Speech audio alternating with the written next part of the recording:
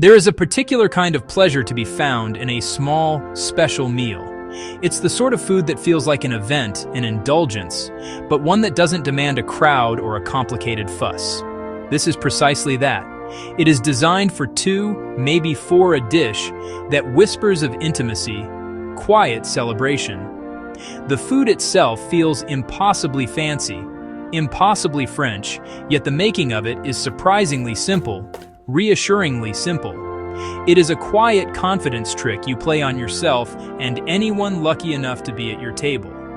We are going to cook snails, proper escargots, bathed in a silken sauce. Before we begin, let's gather our cast of characters. Good ingredients are not just a suggestion here, they are the heart of the matter. For the escargots, you will need 1 can of snails, the sort packed in brine. The first and most important step is to liberate them from their tinny confines, giving them a thorough rinse under cold running water to wash away any lingering brackishness. Then, you will need good, unsalted butter, and I do mean good. We shall need 6 glorious tablespoons of it in total, for it is the soul of our sauce. Next, for that whisper of warmth and complexity, we need 3 tablespoons of cognac. This is not the time for the bottle gathering dust at the back of the cabinet. Use something you would be happy to sip. Fresh tarragon is non-negotiable. Its bright, slightly licorice flavor is what will lift the entire dish from simply rich to utterly sublime. You will want 2 tablespoons, finely chopped. Our aromatics are simple but essential. 1 large, rosy shallot, 3 plump cloves of garlic, both to be minced with care. The final flourish for the sauce is a 1/4 cup of heavy cream, along with an optional but highly recommended splash of dry white wine. Having everything measured and ready before you start is the secret to a calm and enjoyable time at the stove. Now for the cooking, which happens with a pleasing swiftness. Begin by melting 2 tablespoons of your butter in a large, heavy-bottomed skillet over a medium flame.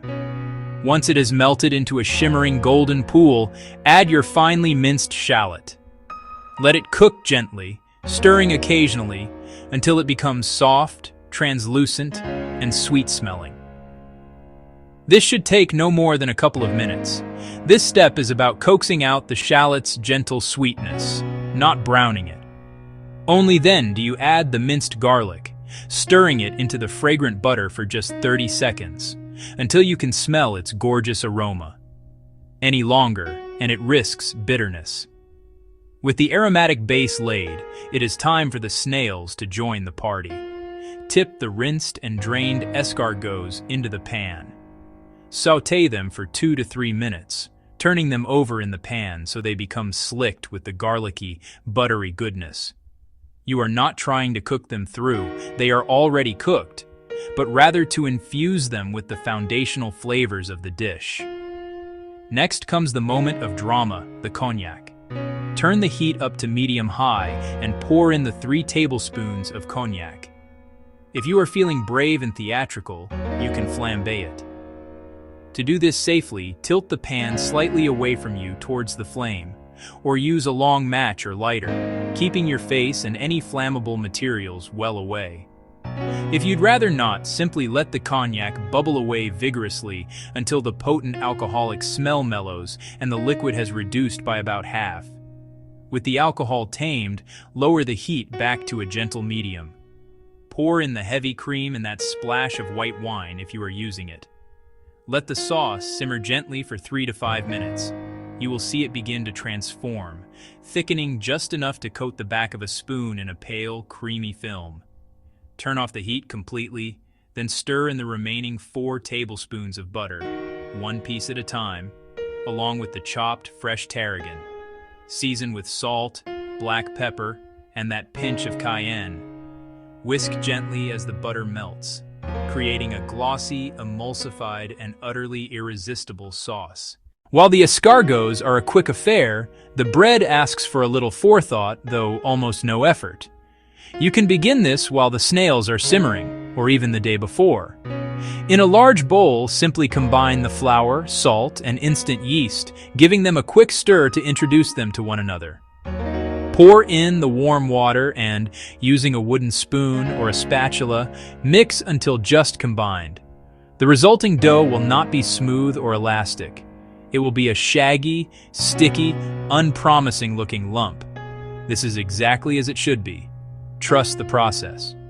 Now cover the bowl tightly with plastic wrap and leave it to its own devices on the counter at room temperature. It needs about 2 to 3 hours to perform its slow, quiet magic. Bubbles will appear and the dough will grow, becoming airy and alive. For an even more complex, nuanced flavor, you can place the covered bowl in the refrigerator for up to 24 hours. When you are ready to bake, preheat your oven to 450 degrees Fahrenheit, 230 degrees Celsius. As it heats, place a sturdy, empty metal pan, a brownie tin or small roasting pan, on the bottom rack.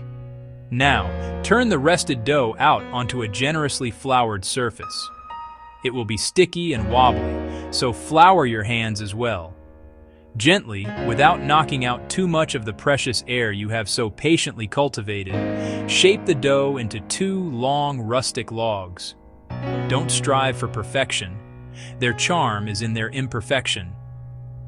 Place the loaves on a baking sheet lined with parchment paper and let them rest for a final 30 minutes while the oven reaches its peak temperature.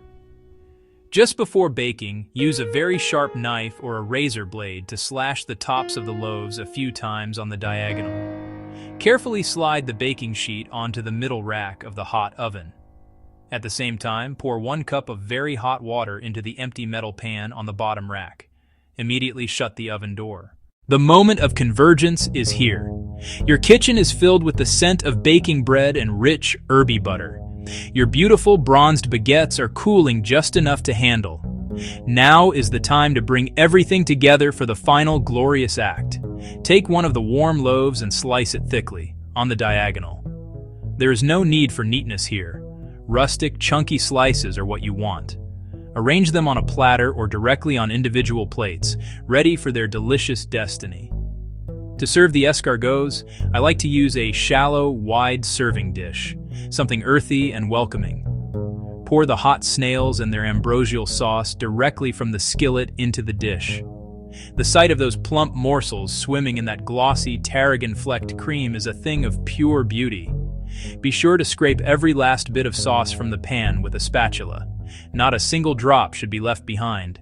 It is liquid gold, and it belongs on your table, not in your sink. The serving itself is an act of delicious communion. Place the dish of escargots in the center of the table, surrounded by the sliced bread. The idea is for everyone to help themselves, spooning the snails and a generous amount of sauce directly over their bread, or, my preferred method, using the bread as a tool, a delicious edible spoon, to scoop up the snails and mop up that incredible sauce directly from the dish.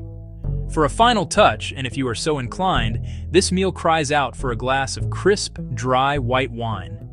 A Sauvignon Blanc or a simple, unoaked Chardonnay would be perfect, its acidity providing a bright, clean counterpoint to the richness of the butter and cream.